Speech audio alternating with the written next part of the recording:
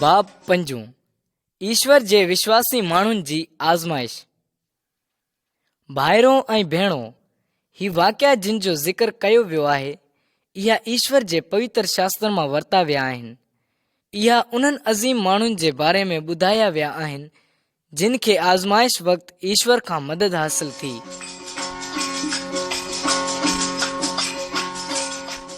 तस्वीर number 1। Naaman Alisha संत जे घर में। अलीशा इसराइली मुल्क में हिकु वॾो उस्ताद ऐं संत थी गुज़रियो आहे। हिकु ॾींहुं हिकु माण्हू हुन जे घर आयो। हुन जो नालो नामान हो। नामान हिकु वॾो माण्हू हो ऐं पंहिंजे धणी जे अॻियां इज़त वारो हो। हू हिमत वारो बहादुर माण्हू हो, पर हुन खे कोढ़ जी बीमारी हुई। नामान खे ॿुधायो वियो हो त अलीशा संत हुन खे कोढ़ जे रोग खां शिफ़ा ॾेई थो सघे। हू इसराइल मुल्क में आयो, पर अलीशा संत नामान खे मिलण लाइ घर खां ॿाहिरि बि न निकितो। संत अलीशा पंहिंजे हिकु नौकर खे मोकिलियो त नामान खे ॿुधाए छॾ त वञ ऐं दरियाए यर्दन में वञी 7 ॾुबियूं ॾे त कोढ़ जे रोग खां शिफ़ा मिलंदी। नामान ॾाढो कावड़ियो ऐं चवणु लॻो त मूं दिलि में चयो हो त संत अलीशा ज़रूरु मूं वटि ईंदो ऐं बीही प्रभु परमेश्वर खां प्रार्थना कंदो ऐं आउं कोढ़ जे रोग खां पवित्र ऐं साफ़ थी वेंदसि। नामान वॾी कावड़ में वापसि हलियो वियो।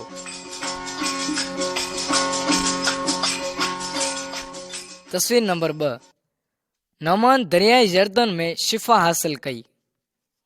नामान जे नौकरनि नामान खे मिनत कई त हू कावड़ ऐं वॾाई न करे, ऐं नौकरनि नामान खे संत अलीशा जो आसान हुकम मञण ते राज़ी करे वरितो।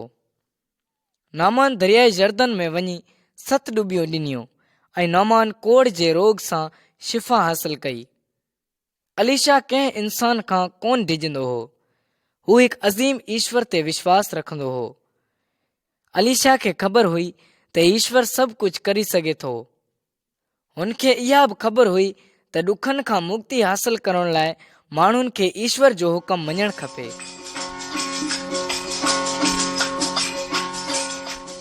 तस्वीर नंबर 3। अलीशा संत ऐं ईश्वर जो लश्कर। जॾहिं बि शामी लश्कर इसराइली क़ौम ते हमिलो करणु ईंदो हो त इसराइलियनि जे बादशाह खे होशियारु करे छॾींदो हो। तंहिं करे शामी लश्कर बनी इसराइलियनि खे शिकस्त न ॾेई सघंदो हो। शाम जे बादशाह पंहिंजनि सिपाहियुनि खे हुकम ॾिनो त वञी अलीशा संत खे ॻोल्हे हथु करियो त आउं हुनखे क़ैद करियां। सुबुह जो सवेरे अलीशा संत जो नौकर ॿाहिरि निकितो ऐं ॾिठो त शामी सिपाही अलीशा खे गिरफ़्तार करणु अचनि पिया। नौकर ज़ोर ज़ोर सां रड़ियूं करणु लॻो, हाय ऐं असांजा मालिक, असां छा करियूं? अलीशा जवाबु ॾिनो, डपु न कर, छो त असांजा साथी उन्हनि जे साथियुनि खां इलाही आहिनि। पोइ नौकर ॾिठो त जबल अलीशा जे चौधारी घोड़नि ऐं बाहि जे रथनि सां भरियलु पियो आहे। इहा ईश्वर जो लश्कर हो जेका बनी इसराइलियनि जी हिफ़ाज़त लाइ मोकिलियो वियो हो।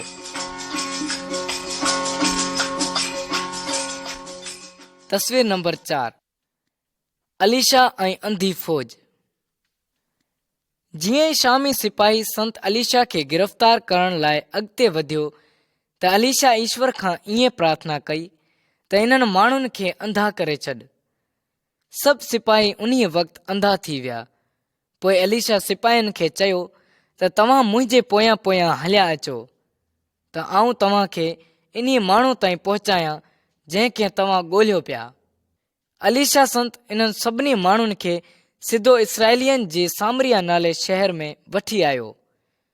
सामरिया में अलीशा संत वरी ईश्वर खां प्रार्थना कई त ऐ प्रभु, इन्हनि माण्हुनि जूं अखियूं खोले छॾ। तॾहिं शामी सिपाहियुनि खे ख़बर पई त हू पंहिंजे दुश्मननि जे शहर में आहिनि। इसराइल जो बादशाह चाहींदो हो त इन्हनि खे मारे छॾे, पर संत अलीशा चयो त इन्हनि जे अॻियां मानी ऐं पाणी रख त जीअं उहे खाइनि ऐं पीअनि, पोइ पंहिंजे धणी वटि वापसि वञनि। भाइरो ऐं भेणो, अलीशा संत जो ईश्वर असांजे सभिनी वेरियनि सां वॾो आहे। ईश्वर ते विश्वास रखंदड़नि खे कॾहिं बि वेर न वठणु घुरिजे।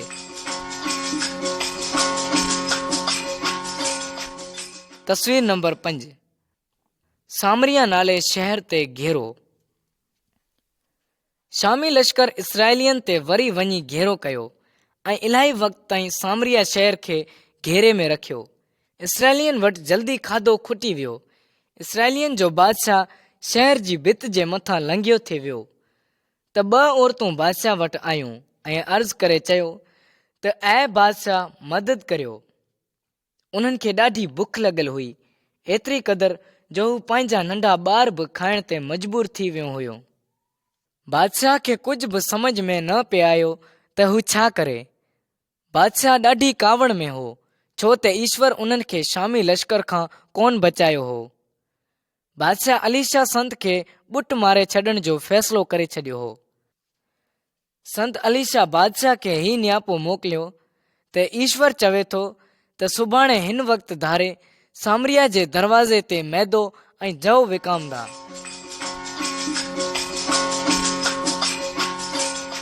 तस्वीर नंबर 6 4 कोड़िया। हाणे सामरिया शहर वारे दरवाज़े वटि 4 कोड़िया माण्हू वेठा हुआ। हू हिक ॿिए खे चवण लॻा त असां हिते वेठा वेठा छो मरूं, अचो असां शामी लश्कर ॾांहुं हलूं। ऐं ईअं थियो जो शामी लश्कर वारनि सिपाहियुनि हिकु वॾी फ़ौज घोड़नि ऐं रथनि जो आवाज़ु ॿुधो। हू सभु डिॼी विया ऐं पंहिंजो सभु कुझु छॾे भॼी विया। जॾहिं उहे 4 कोड़ी माण्हू लश्कर गाह में पहुता त हुते केरु बि कोन हो। कोड़ियनि खाधो पीतो ऐं पंहिंजी ज़रूरत जी हर शइ वरिती ऐं हिक ॿिए खे चवण लॻा असां सुठो कोन पिया करियूं। अॼु जो ॾींहुं ख़ुशख़बरी ॿुधाइण जो ॾींहुं आहे ऐं असां माठ करे वेठा आहियूं। 4 ई कोड़िया माण्हू सामरिया शहर में वापसि मोटी आया ऐं बादशाह खे ख़ुशख़बरी ॿुधाई। ऐं जीअं संत अलीशा ॿुधायो हो तीअं ई माण्हू सामरिया जे दरवाज़े ते शामी लश्कर गाह खां जेका अन वठी आया हुआ उहा अन विकिणण लॻा। ईश्वर इसराइलियन खे बचाए वरितो ऐं ईश्वर पंहिंजे संत अलीशा खे बि बचाए वरितो। भाइरो ऐं भेणो, ईश्वर असांखे हमेशा जी मौत खां बचाइण लाइ प्रभु यसू खे हिन जगत में मोकिलियो आहे। इहा सभ खां वॾी ख़ुशख़बरी आहे। असांखे इहा ख़ुशख़बरी ॿियनि ताईं ज़रूरु पहुचाइण घुर्जे।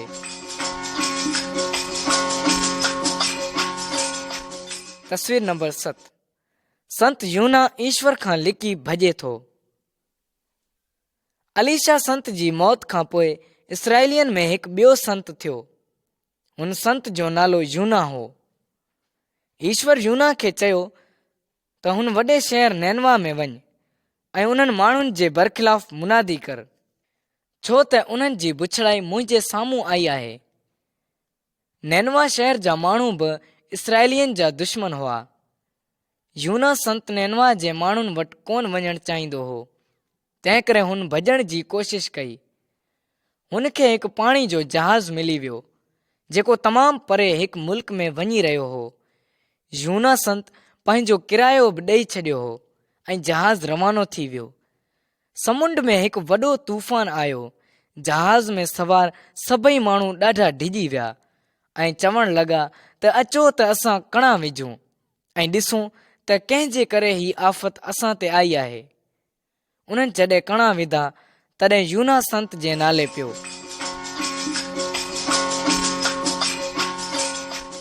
तस्वीर नंबर 8 संत यूना ऐं वॾी मच्छी। मलाहन संत यूना खां पुछियो त तो छा कयो आहे। यूना उन्हनि खे ॿुधायो त हू ईश्वर खां भॼी रहियो आहे। मलाहन हुन खे चयो त असां तोसां छा करियूं त समुंदर असां लाइ माठो थिए। यूना जवाबु ॾिनो त मूंखे खणी समुंदर में उछलायो, छो त मूंखे ख़बर आहे त हीउ वॾो तूफ़ान तव्हां ते मुंहिंजे करे आयो आहे।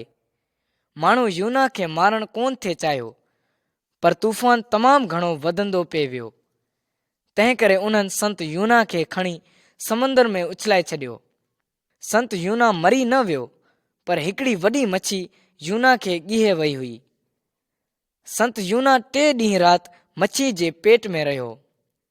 पोइ मच्छी उल्टी करे यूना खे सुकी ज़मीन ते उछले छॾियो।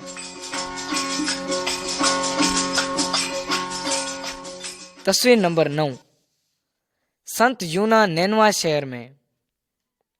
ईश्वर संत यूना खे वरी चयो त उथ, हुन वॾे शहर नैनवा में वञ ऐं हिन ॻाल्हि जी मुनादी कर जंहिंजो हुकम आऊं तोखे ॾियां थो।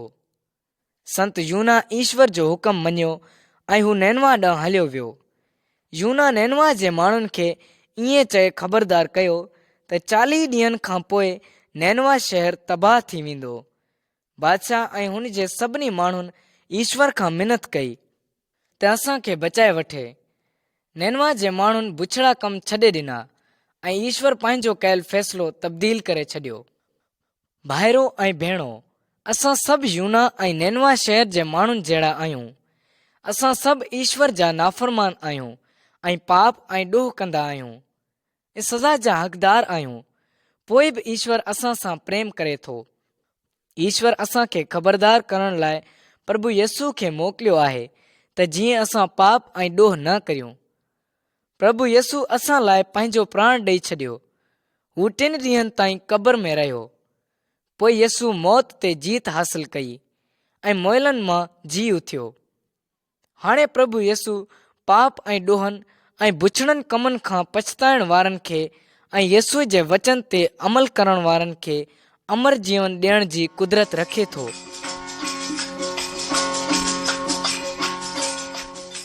तस्वीर नंबर 10। आस्तर ऐं बादशाह।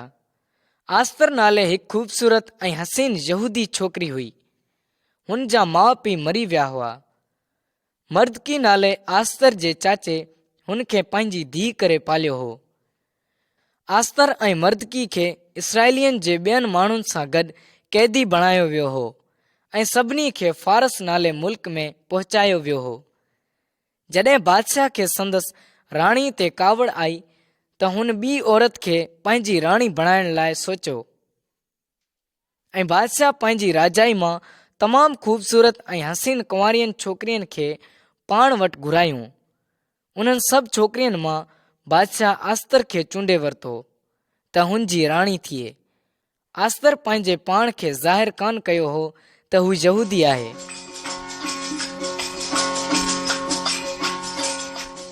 तस्वीर नंबर 11। मर्दकी नमस्कार करण खां इनकार थो करे। फारस नाले मुल्क जे बादशाह जो हामान नाले हिकु वॾो आफ़ीसर हो। बादशाह जा सभु मुलाज़िम जेके हुते हूंदा हुआ तिन लाइ इहा ज़रूरी हो त हामान जे अॻियां कंधु झुकाए नमस्कार कनि, छो त इहो बादशाह जो हुकुम हो। पर मर्दकी हिकु सचे ईश्वर जी भक्ति कंदो हो। हुन हामान अॻियां नमस्कार करण खां इनकार करे छॾियो। हामान खे हिन ॻाल्हि खां ॾाढी कावड़ आई ऐं हामान मर्दकी खां बदिलो वठण जो फ़ैसिलो करे वरितो। हिकु ॾींहुं हामान बादशाह खे चयो त यहूदी तुंहिंजा कानून कोन था मञनि, उन्हनि खे क़त्ल करण जो हुकुम लिखियो वञे। हामान बादशाह खे इलाही रक़म ॾिनी त जीअं हुन जी दरख़्वास्त मंज़ूर थी वञे। हामान माण्हुनि खे ॿुधाए छॾियो त मुक़ररु कयल ॾींहं ते तमामु यहूदियुनि खे क़त्ल कयो वेंदो। हामान हिकु वॾी सूली तयारु कराई हुई जंहिं ते मर्दकी खे सूली ते चाढ़णो हो। मर्दकी आस्तर खे नियापो मोकिलियो त हू बादशाह वटि वञे ऐं पंहिंजी क़ौम खे बचाइण लाइ दरख़्वास्त करे। आस्तर चयो त जेकॾहिं को बिना घुराइण जे बादशाह वटि वेंदो आहे त हुन खे क़त्ल कयो वेंदो आहे। आस्तर यहूदियुनि खे चयो त हुन जे लाइ प्रार्थना करे। वरी चयो त ईअं ई आऊं बादशाह वटि हली वेंदसि। भले आऊं मरी वञा त मरी वञा, पर वेंदसि ज़रूरु।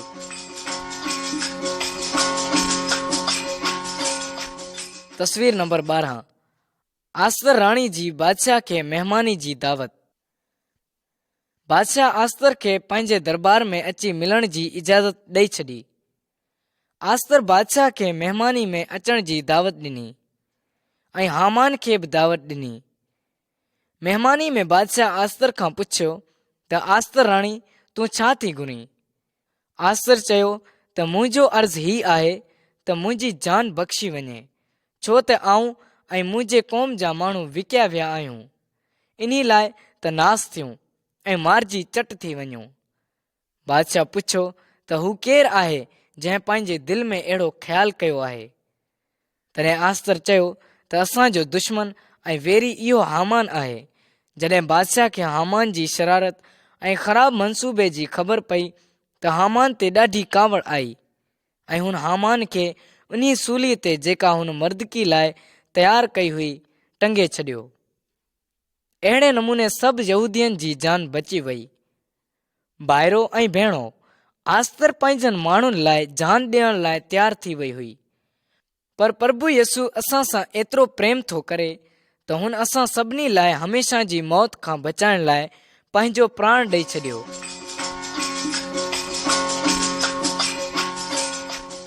दानियल ऐं नहीमिया दुश्मननि जे मुल्क में रहण ते मजबूर हुआ, पर हू हिकु सचे ईश्वर जी भक्ति कंदा हुआ। अहिड़ी तरह हू वॾा माण्हू बणिया।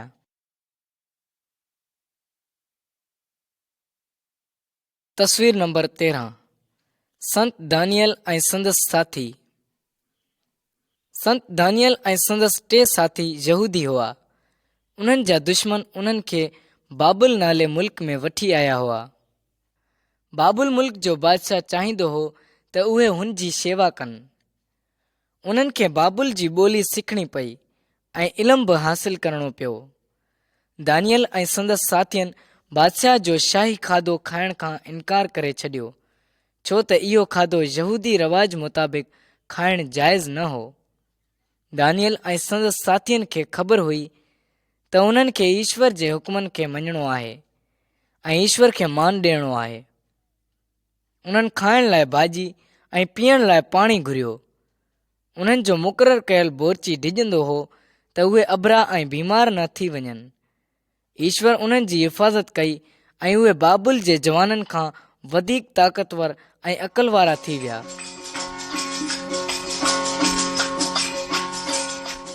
तस्वीर नंबर 14। संत दानियल ऐं बादशाह। बाबुल जे बादशाह हिकु ख्वाब लधो। बादशाह जादूगरनि ऐं फाल विझड़नि खे घुराए चयो त ख्वाब जी ताबीर ॿुधाइनि, पर केर बि न ॿुधाए सघियो। बादशाह हुकुम ॾिनो त इन्हनि सभिनी खे क़तल करे टुकड़ा टुकड़ा करे छॾियोसि। दानियल ऐं संदसि साथियुनि ईश्वर सां प्रार्थना कई ऐं ईश्वर दानियल ते बादशाह जो सुपिनो ज़ाहिरु कयो। दानियल बादशाह वटि वियो ऐं चयो त आकाश में हिकु ईश्वर आहे जेको ॻुझियूं ॻाल्हियूं ज़ाहिरु करे थो सघे।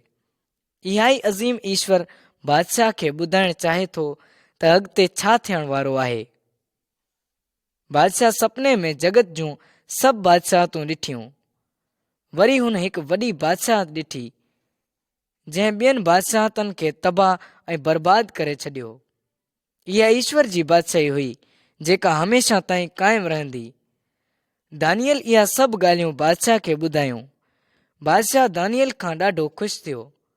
फालगीरनि ऐं जादूगरनि जूं जानियूं बची पियूं ऐं बादशाह दानियल खे बाबुल मुल्क जे सभिनी सूबनि जो हुकुमरान मुक़ररु करे छॾियो।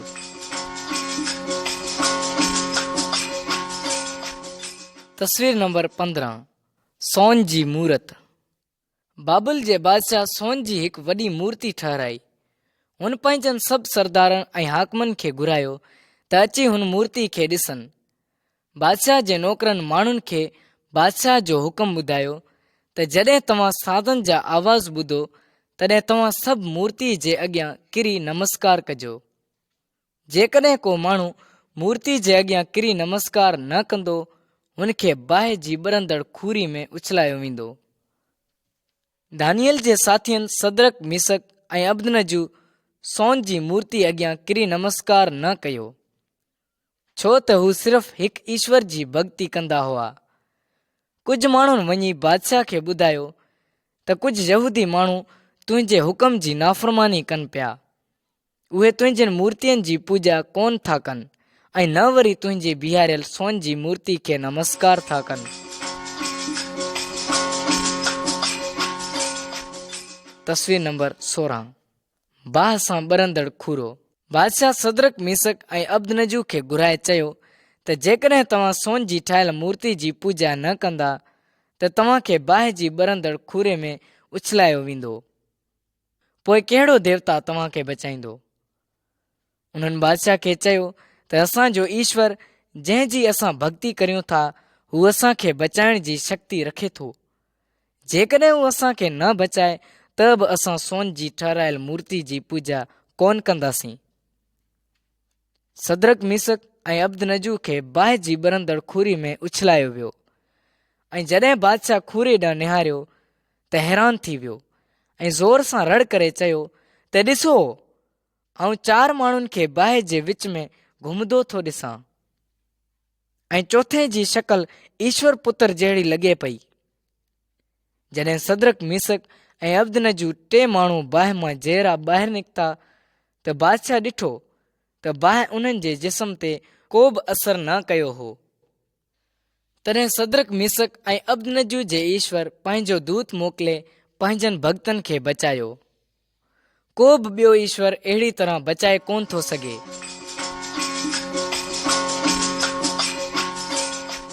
तस्वीर नंबर 17, दानियल जी प्रार्थना। दानियल संत खे बाबुल नाले मुल्क में वॾो इख्तियार मिलियल हो। तंहिं करे ॿिया ऑफिसर हुन ते साड़ खाइण लॻा ऐं उन्हनि कोशिश कई त हुन जो को कसूर हथु कनि, पर को बि कसूर हथु कोन करे सघिया, छो त हू ईमानदार हो ऐं हुन में का बि कसूर या घटिताई न हुई। हू बादशाह जो हुकम बि मञींदो हो। दानियल जा दुश्मन बादशाह वटि विया ऐं चवण लॻा त बादशाह सलामत, तव्हां हिकु हुकमनामो जारी करियो त 30 ॾींहंनि ताईं को बि माण्हू सवाइ तव्हां जे कंहिं बि देवता जी पूॼा या भक्ति न कनि, ऐं जेकॾहिं को बि माण्हू इन हुकम जी भञकड़ी करे त हुन खे शींहनि जी गार में विधो वञे। बादशाह उन्हनि जी सलाह मञे वरिती ऐं नओं हुकम जारी कयो। जॾहिं दानियल खे ख़बर पई त बादशाह नओं हुकम जारी कयो आहे त पंहिंजे दस्तूर मूजिबि घर वियो ऐं पंहिंजे ईश्वर खां प्रार्थना कई। हुन जे दुश्मननि हुन खे ईश्वर खां प्रार्थना कंदे ॾिठो त बादशाह वटि वञी चयो त दानियल तुंहिंजे हुकमनामे खे कोन मञियो आहे ऐं तुंहिंजे हुकमनामे जी भञकड़ी कई आहे।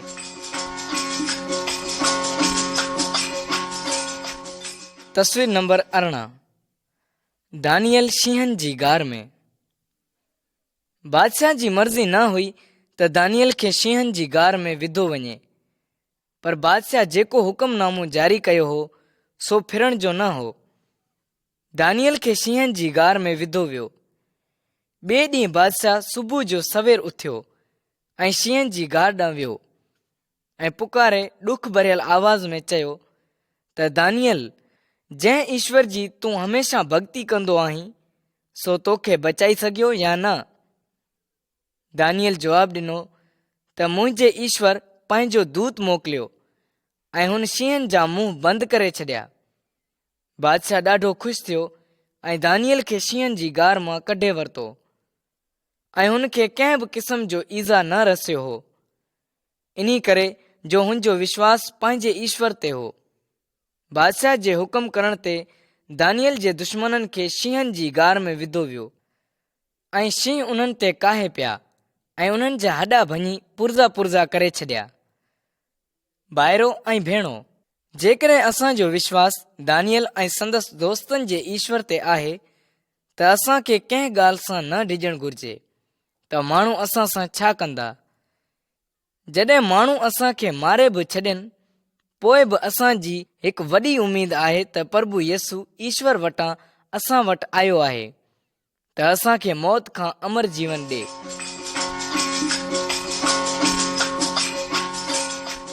तस्वीर नंबर 19, ईश्वर जो घर। नहीमिया हिकु यहूदी क़ौम जो हो। हुनजो विश्वास ईश्वर ते हो। दानियल संत खां पोइ हू बाबुल नाले मुल्क में रहंदो हो। हुनजे अभन ॾाॾनि जो शहर यरूशलम बिल्कुलु वीरान थी वियो हो। नहीमिया हिकु वॾे बादशाह जो नौकर हो। हिकु ॾींहुं जॾहिं हू बादशाह खे शराब पीआरे रहियो हो त बादशाह हुन खां पुछियो त तुंहिंजो चहिरो छो ग़मगीन आहे।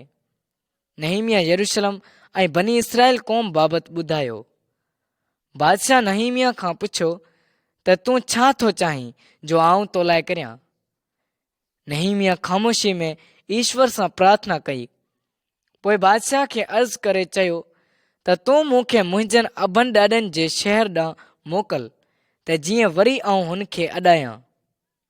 ईश्वर नहीमिया जी प्रार्थना ॿुधी ऐं बादशाह नहीमिया जी अर्ज़ मंज़ूर करे वरिती।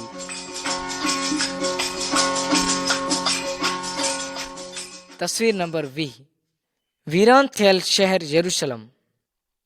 बादशाह नहीमिया खे अदावत जो सामान ॾिनो ऐं गॾु कुझु माण्हू बि मोकिलिया। उहे सफ़र कंदा कंदा यरूशलेम शहर में वञी पहुता। बनी इसराइल जे दुश्मननि नहीमिया जे बारे में जॾहिं ॿुधो तॾहिं उन्हनि खे ॾाढी कावड़ आई, छो त उहे कोन चाहींदा हुआ त केर बि यहूदियुनि जी मदद करे। नहीमिया खे बि उन्हनि खां डपु कोन हो। नहीमिया यरूशलेम शहर जे चौधारी घुमी हालत ॾिसणु चाहींदो हो। तंहिं करे वेहट ते सवार थी शहर जूं भितियूं जेके भॻियूं ॾिठियूं पियूं हुयूं चौधारी चकर लॻाईंदो रहियो। इहा कमु हुन राति जो कयो, इन्ही करे जो कंहिंखे ख़बर न पवे त हू छा करी रहियो आहे। ॿिए ॾींहुं नहीमिया सभिनी यहूदियुनि खे गॾु कयो ऐं चयो त अचो त असीं यरूशलेम शहर जूं भितूं वरी अॾियूं त जीअं अॻिते ख़्वार ख़राब न थियूं। हुन उन्हनि खे इहा बि ॿुधायो त ईश्वर उन्हनि सां गॾु आहे, तंहिं करे उन्हनि खे दुश्मननि खां डिॼणु न खपे। यहूदी क़ौम जा माण्हू नहीमिया सां गॾु कमु करण लाइ तयारु थी विया।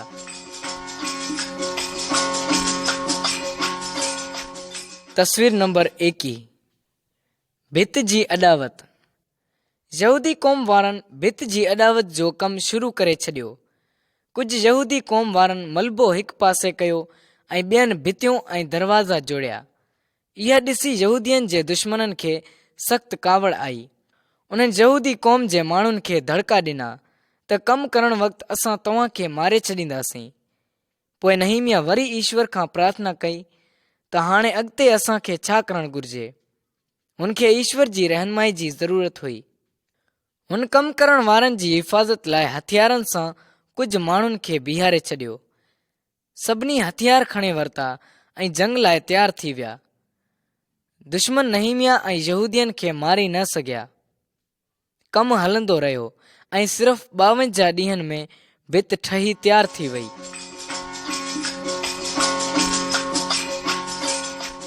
तस्वीर नंबर 22, अज़रा जो पवित्र शास्त्र पढ़णु। जॾहिं यरूशलेम शहर जी भित ठही तयारु थी वई त यहूदी क़ौम जा माण्हू यरूशलेम में गॾु थिया ऐं उन्हनि अज़रा नाले धर्मी अॻुवाण खे चयो त संत मूसा जो पवित्र शास्त्र असांखे पढ़ी ॿुधाए। जॾहिं पवित्र शास्त्र ॿुधो तॾहिं कुझु माण्हू रोइण लॻा, छो त उन्हनि खे ख़बर हुई त उन्हनि ईश्वर जी नाफ़रमानी कई आहे। तंहिं करे ईश्वर उन्हनि जे दुश्मननि खे मौक़ो ॾिनो त उहे शहर यरूशलेम खे तबाह करे छॾनि। यहूदी क़ौम वारनि माण्हू पंहिंजा पाप ऐं ॾोह क़बूल कया ऐं उहे वरी ईश्वर जी भक्ति करणु चाहींदा हुआ। नहीमिया माण्हुनि खे चयो त ग़मगीन न थियो, ईश्वर जी ख़ुशी तव्हांजी ताक़त आहे। भाइरो ऐं भेणो, छा तव्हां ख़ुशि आहियो? जॾहिं असां ईश्वर खे सुञाणे वठूं था ऐं संदसि वचननि खे मञूं था त ईश्वर असांखे ख़ुशी ऐं आत्मिक ताक़त ॾिए थो।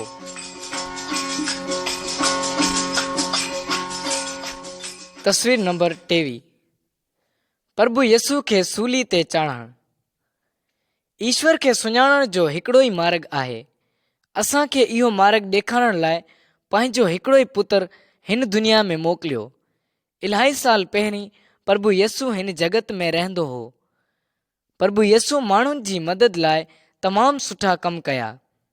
प्रभु यसू ईश्वर खे ख़ुशि करण जो असांखे मार्ग ॾेखारियो, पर असां हिन मार्ग ते नथा हलूं। असां सभिनी हुन जे ख़िलाफ़ पाप ऐं ॾोह कयो। पाप ऐं ॾोहनि जी सज़ा हमेशा आत्मिक मौत आहे। ईश्वर संत अलीशा ऐं संत दानियल ऐं इलाही ॿियनि माण्हुनि खे मौत खां बचायो आहे। ईश्वर प्रभु यसू खे मौत खां कोन बचायो। ईश्वर बुछड़नि माण्हुनि खे मौक़ो ॾिनो त उहे यसू खे मारियनि। उन्हनि यसू खे काठी जी सूली ते चाढ़े छॾियो। यसू असांजे पाप ऐं ॾोहनि जी सज़ा पाण ते खणी वठणु चाहींदो हो। हू असां सां प्रेम कंदो आहे। ईश्वर असांजा पाप ऐं ॾोह माफ़ करे सघे थो ऐं असां ईश्वर वटि अची सघूं था। यसू असांजी आत्मा खे जीवन ॾिए थो असां ईश्वर खे सुञाणे सघूं था, हुन सां प्रेम करे सघूं था ऐं हुन जी शेवा करे सघूं था।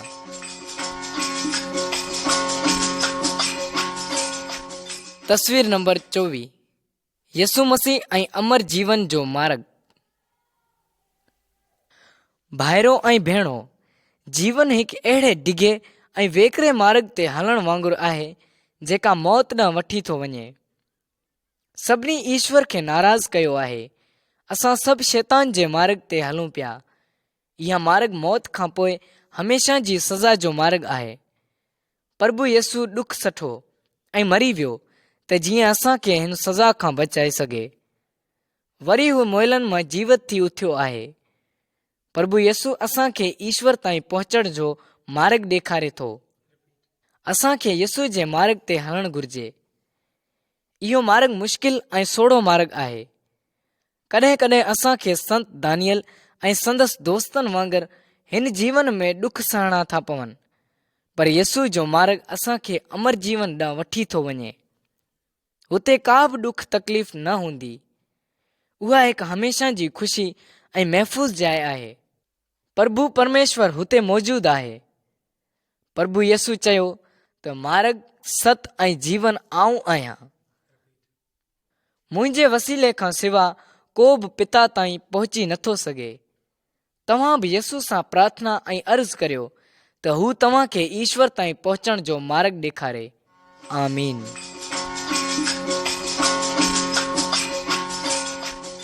अचो त पंहिंजो इम्तिहान वठूं। बाब 5, ईश्वर जे बंदन जी आज़माइश। नामान कोढ़ जे रोग खां कीअं शिफ़ा हासिल कई?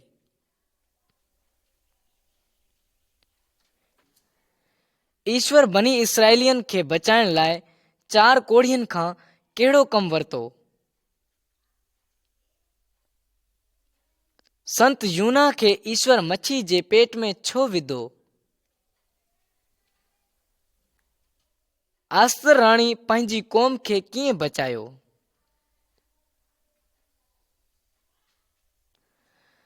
संत दानियल खे बाहि जी खुरी में छो उछलायो? जीवन जा 2 मार्ग कहिड़ा आहिनि? असांखे कहिड़े मार्ग ते हलणो आहे?